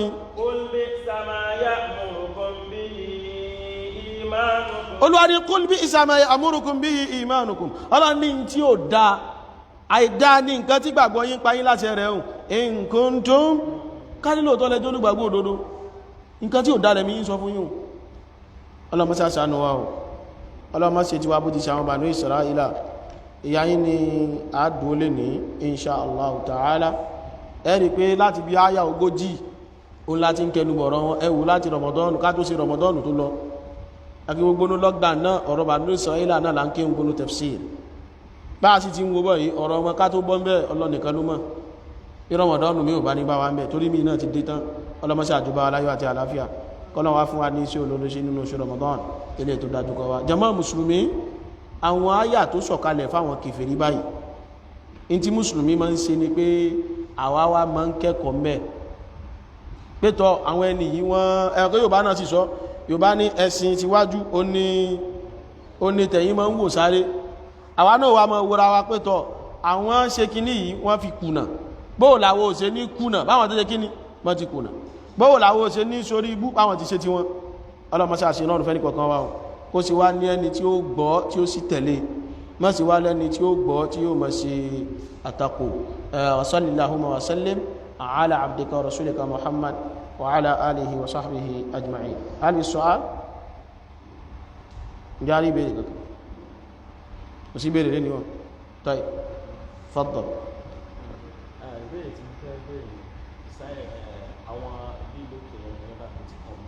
so àwọn tó ní owó lọ́wọ́ ẹ̀ àwọn èèyàn máa lọ yáwó lọ́dọ̀ so tó máa ti wá lówó yẹn tó bá jẹ́ kó fẹ́ san padà ìṣòwò yẹn agreement wọn ní pé ìṣòwò yẹn náà fi máa san bóyá sí àwọn business kan ṣe bóyá bí epo pàmò máa ń gbà bí epo fún bí ìkọ̀kọ̀ yẹn so iye tó máa tí wọ́n fẹ́ sanwó yẹn òpó yẹn tó bá ti dàsìkò pé kó yẹn pọ̀ tó náà ti máa san owó yẹn iye tó máa ń tà nígbà yẹn òun náà máa kà pé iye tí ẹ̀yọ̀ kan òun náà fi máa wọ́n iye tó fẹ́ san wọn padà wọ́n fẹ́ bẹ̀rẹ̀ bó ṣe kí ní ẹwà náà ọmọ yáwó lọ́wọ́ ara wọn wọ́n máa yáwó lọ́wọ́ ara wọn tó bá ti wá fẹ́ san padà tó ń ṣe owó yẹn ló máa fi san kòkó ni ó wà bí san ayọ̀ iye tó bá ń ta òpó lásìkò tó fẹ́ òun náà ló máa fi sanwó eléyìí Islam tú wà lẹ́ al-aslu fil mu'amalat al-ibaha àfi nǹkan tí ó bá jẹ́ pé ó ti kọjá àlà tí Ọlọ́run wa irú eléyìí kò sí nǹkan tí ó burú ń bẹ̀ ìsìlẹ̀ wò kékeré wọn Allahu akbar.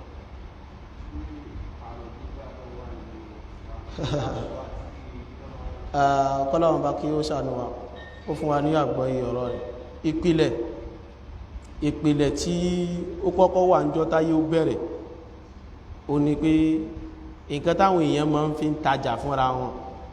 táà fi máa ń ṣe à ń tajà ńgbà náà òun náà ní bí ìgbà tá à ń ṣe pààrọ̀ ní táà máa ń pè ní pààrọ̀ lẹ́nu òun náà ni wọ́n fi máa ń tajà ńgbà náà fi pé tí wọ́n bá ṣe pààrọ̀ yìí oríṣiríṣi nǹkan ni wọ́n wá máa ń lò wọ́n máa ń fi góòdù ṣe pààrọ̀ góòdù òun ló wà nípò bí ìgbà tá à ń náwó ńjọ́ náà ló fi jẹ́ pé táwọn àfáà máa ń fún nírú ìdájọ́ tí góòdù ní nígbà náà òun náà làwọn owó táwa náà máa ń ná wọ́n ti máa ń ṣe nù wọ́n máa ń fi èso wọ́n fi máa ń gba pààrọ̀ wọ́n máa ń fi oúnjẹ wọ́n fi máa ń fi oúnjẹ exchange oúnjẹ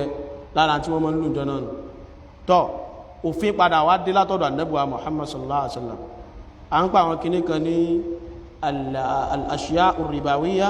èmi wọ́n pè ní al-asnaf ar-ribawiyya àwọn nǹkan tó yẹ pé rìbá wá wọ̀ àwọn nǹkan tí rìbá wá wọ̀ yìí àwọn nǹkan ní Islam wá gbófin lé Islam ṣe kí ni jama ó gbófin lé irú òfin wo ló wá gbélé ní pé tọ̀ tẹ́ bá ti fẹ́ fi wọ́n gba pààrọ̀ ara wọn ó gbọ́dọ̀ jura wọn lọ ó gbọ́dọ̀ ṣe kí lágbé ó gbọ́dọ̀ jura wọn lọ gold àti silver ó wà nípò yíjọ náà gold àti silver tẹ́ bá fẹ́ exchange ara wọn eléyìí wá jẹ́ 2 gram ó wá fẹ́ fi gold ra gold kò gbọ́dọ̀ jura wọn lọ ìwọ gbọ́dọ̀ mú 5 gram wá kó wá lọ fi ra tó jẹ́ 3 gram kí sì nìdí ìdí ni pé ipò kan náà náà jọ wà wọ́ọ̀tì kan náà jọ ni wọ́n bọ̀ká ní tí wọ́n mú wá tó jẹ́ 5 gram yìí òrùka wá ní èyí tẹ́lẹ̀ mú wá tó jẹ́ 3 gram yìí ó wá jẹ́ unchain wọ́n wá rò pé àpòdẹ̀ nídìí unchain yẹn ó gbọ́dọ̀ jẹ́ gíráàmù ìkankan náà pẹ̀lú pé àwọn mìíràn àfáà máa ń fẹ́ yẹ fàrà àkíní kan pé tó wáyé pé wọ́n ti ṣiṣẹ́ lórí rẹ̀ ń kọ́ ṣe pé raw gold yàtọ̀ sí gold tó ti ṣiṣẹ́ lé lórí tó ti sọ dòrùka tó ti sọ dìgbà tó ti sọ dàwó àwọn àfáà mi àṣàlàyé bẹ́ẹ̀ so ìyóò bẹ́ẹ̀ náà ní silver ẹbẹ́ bí wọ́n pààrọ̀ ara wọn ó gbọ́dọ̀ jẹ́ dídí ara wọn ẹbẹ́ bí àtàmùrù bí tàmùrù ìyẹn ni èso dàbídù sí èso dàbídù níjọ́ náà lọ́nú lànà tí wọ́n máa ń lò wọ́n wà lọ rèé mú apẹ̀rẹ̀ dàbídù méjì àwọn bí gbẹ̀yọ̀ kan gbà mí wọ́n wà ní apẹ̀rẹ̀ dàbídù méjì títí ń bàjẹ́ àti apẹ̀rẹ̀ dàbídù kan tó yìí ṣe kíni tó yìí ṣe dáadáa kò gbọ́dọ̀ jura wọn lọ lófin tó padà dé but fil jahiliya kí Islam ó tó dé gbogbo ẹ̀ làwọn Lárúbáwá máa ń ṣe so ní tọ́jú máa ṣe tó fi tún wálé lórí onáà al-milh bil-milh ìyẹn ni pé wọ́n mú ilé ògbé mílíù tiẹ̀ wá ilé náà ògbé mílíù tiẹ̀ wá wọ́n jọ mọ́ fi pààrọ̀ ara wọn Islam padà ní kò gbọ́dọ̀ ju ara wọn lọ tọ́ ìgbóyà Ànábì wa Muhammad sallallahu alaihi wasallam Ànábì wa ríba idha ikhtalafatil asnaf gbogbo táwa pè ní àṣìyá ribawiyya yìí náà ìjọ tí wọ́n bá ti wá yàtọ̀ ọ̀tọ̀ síra wọn idha ikhtalafatil asnaf tó bá ti wá di pé wọ́n ti wá yàtọ̀ ọ̀tọ̀ síra wọn fabi'u kayfa shi'tum ẹ wá ta gbogbo ẹ̀ wọ́n bá ti wòye májẹ̀mú kejì tá àwá tí ìsọ látẹ̀kan májẹ̀mú nìkan l'Ànábì wá ní kókù ìyẹn ni pé nísìn gold àti silver ṣé kankan náà jọ ni wọ́n àwọn sí lẹ́bù kan náà tọ́ ẹ lè ra wọ́n ní tí ó jura wọn lọ èyàn lè gbé silver tó worth bí 500 kìíní rẹ̀ wá kẹ́ẹ̀dẹ̀ lọ mú gold tí ó ju bí 2 gram lọ kẹ́ẹ̀ sì bí ra tó bá jẹ tẹ́ yín lọ́rùn torí pé wọn kìí ṣe irú kan náà Ànábì ní májẹ̀mú tó kàn gbọ́dọ̀ dé yíò ó ní idha kana yadan biyadin ó gbọ́dọ̀ wá jẹ́ hand to hand ṣe wá ní tó wà ní irúpò bẹ́ẹ̀ lé ní olówó náà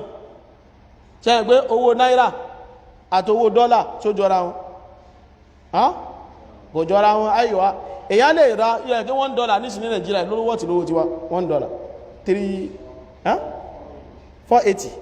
Allahu Akbar tọ́ ká ní $1 wọ́n ti 480 ṣe pàfẹ́ pé àwọn sí 480 ọ̀nà jì síra wọn idha ikhtalafatil asnaf wọ́n ti ṣe kínú wọ́n ti yàtọ̀ ọ̀tọ̀ síra wọn so kára bẹ́ẹ̀ kò sí tó burú but condition tó máa kù tí a dẹ ni pé idha kanat yadan ó gbọ́dọ̀ jẹ́ hand to so àyè mọ́ tajà owó àyè máa ṣòwò owó ní à ń lọ kábọ̀ àyè máa ṣòwò owó ní kíni jàmá à ń lọ kábọ̀ pé gbà tó bá yà máa padà wá gbà àbí gold àyè máa sanwó gold gan díẹ̀díẹ̀ ẹ mo ti san 10,000 50 lẹ́lẹ́fẹ́ta ìmọ̀ dá sí lọ́wọ́ ọ yà lọ dáàbò mi wọ́n bá dáàbò mi jọ́ tó bá ti bẹ́ẹ̀ rà ẹjọ́ sí kínú ẹjọ́ exchange yadan bí máa dá bí yadin ọlọ́mọṣà fún wa ní àgbọ́yé ọ̀rọ̀ rẹ̀ àmọ́ àwọn pààrọ̀ tó wá wà nílẹ̀ Yorùbá ti wá tí wọ́n ti pààrọ̀ tilẹ̀ Yorùbá wa kò wọnú àwọn àlàṣíà ìbàwíyà táàjẹ̀ tún kàtàn gan kò wọnú ẹ̀ ní ìṣòro dáa pé ní tẹ́gbọ̀n tó mọ́ fi ń ṣe pààrọ̀ ẹ lè láwọn tí ó mọ̀ gbéke àwọn tó mọ́ ń takí báyìí àwọn èèyàn tó bá ní aṣọ wọ́n wá gbé kí ni wá aṣọ wá so àwọn èyí tí òfin wà lórí látọ̀dọ̀ Ànábì wa Muhammad sallallahu alaihi wasallam onan ọjọ́ ti lọ ẹ̀rákùn jẹmọ́ mo sì ní ìrìn àjò kan tí mo fẹ́ lọ lẹ́ni nílé gbàbéèrè ma'adhiratan inṣàlá tó bá di halqa Umdatul Ahkam ní ọ̀la ọjá afáàtọ̀ béèrè ọ̀rọ̀ ẹ̀yin lẹ dá wàhálà kí lórúkọ rẹ̀ kọ́lá sí ò ẹ̀yin lẹ béèrè kọ́lá sí ò tí wàhálà fi sọ tí ìjẹ́jú bẹ́ béèrè lẹ́ni náà èyí tó tó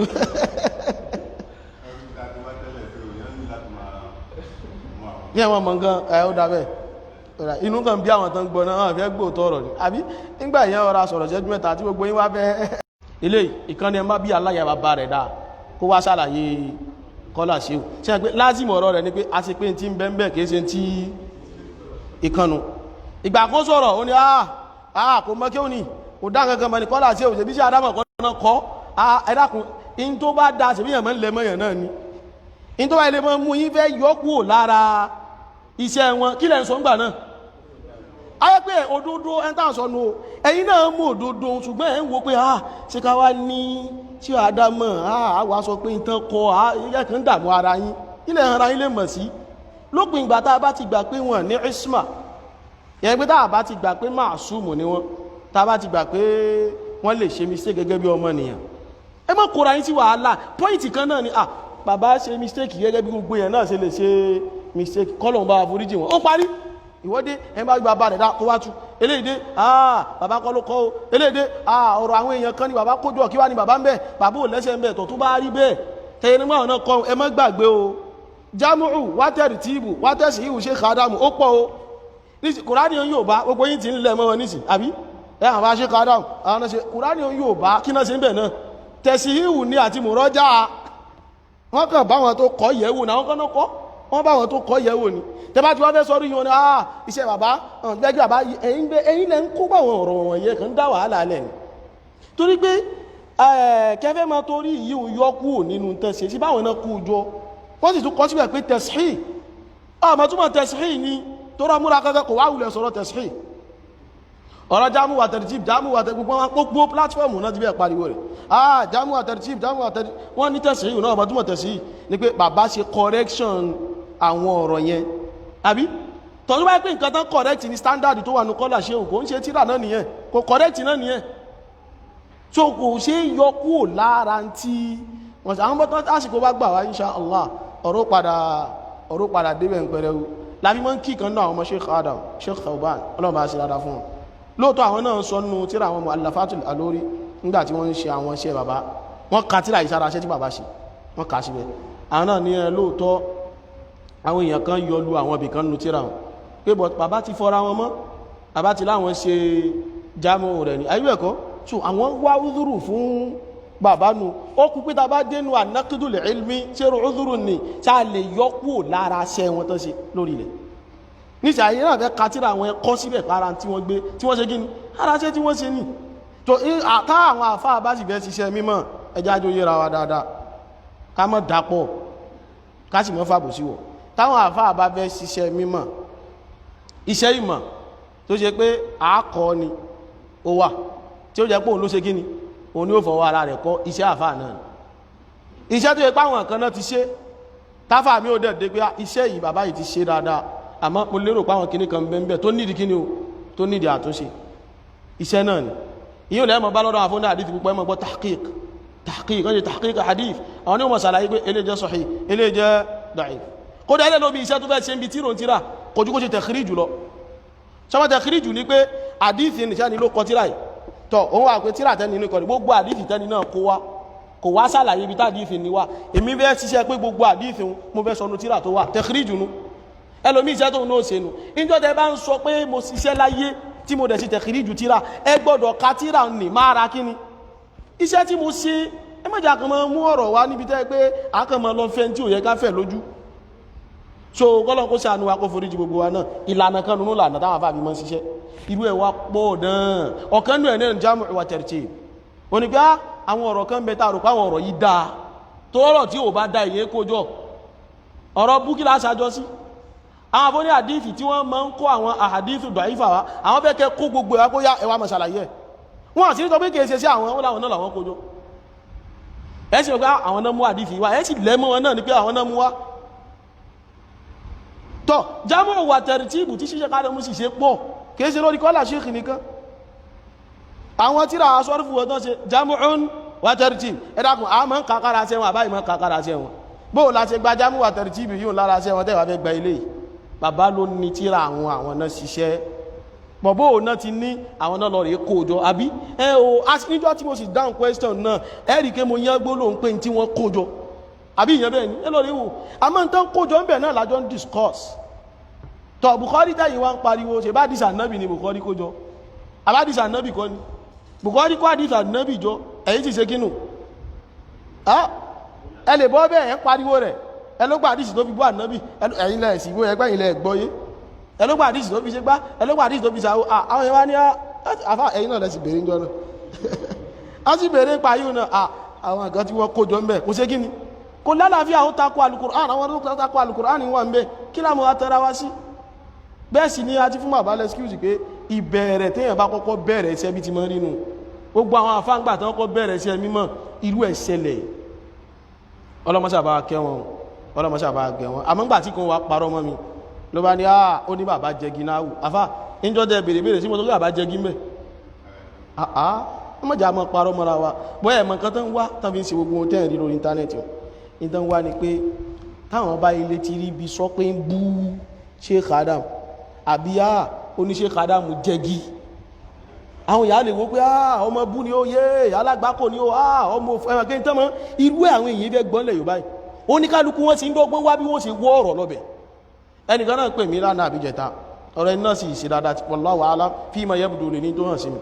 bẹ́ẹ̀ ni tí wọ́n sọ̀rọ̀ wá rìpítì gbólóhùn kan ó ní ẹ wá sọ pé bàbá ṣe kádà mú ní ọ̀rọ̀ tẹ́ ń kó tì mí sọ bẹ́ẹ̀ bẹ́ẹ̀ ó ní ó padà tó ẹ lóòótọ́ ẹ sọ bẹ́ẹ̀ àmọ́ ṣe mọ̀ pé tí àbá wo mí ní àmì ní ìbò òtún ni tí ìbá sọ mọ́ tì bọ̀ mí lẹ́nu à ń tó ń bọ̀ sí bọ́ sí nínú àbòsí táwọn gbọ́dọ̀ ṣe mú ṣe kádà mú ni pé èmi ò tàbá wà pé bàbá máa ń ṣe àṣìṣe o nínú àwọn ààyè tẹ́mi ò tí ìríbi tá a fẹ́ tọ́ka pé bàbá ìṣá ìṣe mẹ́ oníkọ́rọ̀ náwó àti sọ́rùfù ọ̀rọ̀ ló gàrọ̀ bí yàdé èmi máa ń ka tíra bàbá dáadáa tí n bá sì káwọ́rọ̀ àwọn ọlọ́pọ̀ tí bá ká ìbá tó wọn rí pé àbáyọ ọlọ́mọ ṣàánú wọn pẹ̀lú èdè Lárúbáwá ó sì wá jẹ́ pé nǹkan tí a mọ̀ nínú ọkàn olúwa rẹ̀ tá a fi ń gbógo fún bàbá ni wọ́n tún wá ń sọ pé aná jẹgi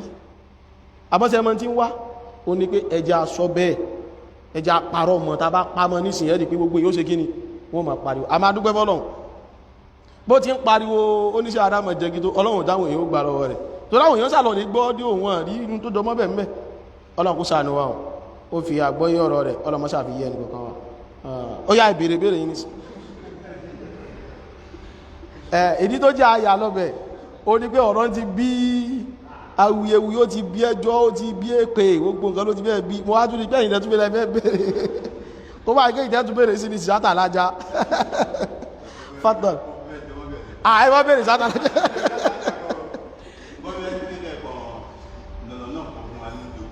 náà àlá ọlọ́mọṣà fún wa ní àgbọ́yé ọ̀rọ̀ rẹ̀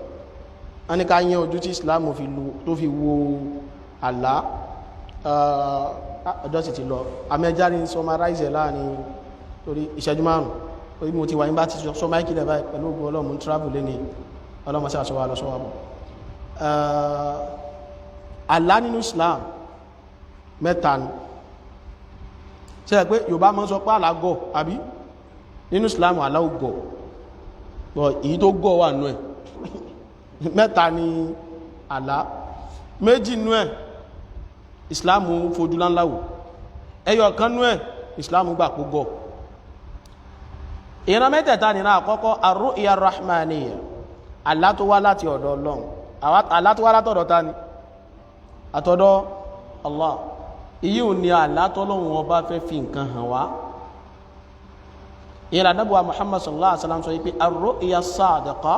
juz'un min 46 juz'an min an-nubuwwah Ànábì ní ṣe rí ká lálàá òtítọ́ Ànábì ní juz'un pàtì kan ni min 46 juz'an min an-nubuwwah pàtì kan ni nínú ọ̀nà 46 ìwáyà kan ní 47 táwọn ànábì Ọlọ́run fi ń jà ànábì Ọlọ́run yẹni pé nínú nǹkan jágbá nǹkan táwọn ànábì Ọlọ́run ọba ní tíjà ànábì fi pé lára wọn ọ̀kan nú ẹ̀ ní kéyìn mọ́ lára tẹbásí lọ rí wo àwọn ànábì Ọlọ́run ọba fi ọ̀nà àlá bá wọn sọ̀rọ̀ púpọ̀ ànábì wa Yusuf alayhi salatu wasalam kí ló lá àlá ó ní ya abati inni ra'aytu ahada 'ashara kawkaban wash-shamsa wal-qamara ra'aytuhum li sajidin Ànábì Yusuf lálàá ẹ̀rí pé ńgbà tó sì rí pé Yusuf dénú ẹ̀wọ̀n àwọn ìran méjèèjì kí ni wọ́n rí wọ́n lálàá náà béèrè lọ́wọ́ Yusuf alayhi salatu wasalam ọba náà kí ló bá padà rí ọba lálàá àlá ọba òye ọba ló pe gbogbo àwọn ọ̀jọ̀gbọ́n ó rọ àlá nì fún wọn kò lè yé wọn làwọn méjì tí wọ́n lálàá tá láàkan nu wọn padà ṣẹ títí kejì náà ṣẹ síbi tí Yusuf ní yóò ṣẹ sí tó wò sí láyé mọ́ títí kejì ṣẹ síbi tó dáa tí Yusuf wí fún olúwa ní ọ̀rọ̀ aláyẹ ẹ̀fà arsilun ẹran mi ṣẹ́ lọ́bẹ̀ ẹgbàmí láyé ẹjí lọ rẹ̀ wá ìmọ̀ rẹ̀ wá ó lọ ó dé náà ní ìntọ́múwà yìí wọ́kọ́lọ mọ́rú nǹkan yìí tá ń kọ́